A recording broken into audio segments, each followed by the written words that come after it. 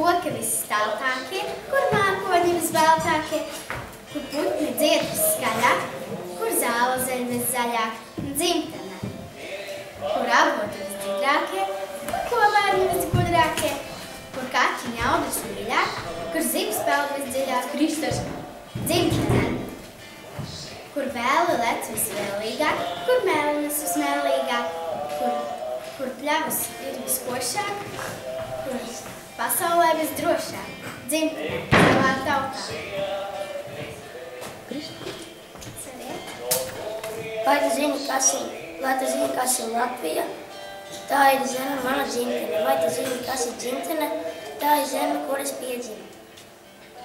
Vai tu zini, kā es piedzimu? Kā puķinīts apējos ar māmiņu, kā puķinīts piedzima māmiņai, kā puķinīts apējos ar tētiņu. Skaista tēvu zeme par visām zemīm. Zaļi lauki, zaļi meži, zils jūras ūdentīs. Tas ir mans karogs, tā ir mana himna, tā ir mana zeme. Latviju tur uz zem sirds, nodod grib to mantojumu. Es brīnos par sauli Latvijā, cik gan spoža un jauna. Kā miedz tā zirnekļa pinumā, uz ūdeni nokoto.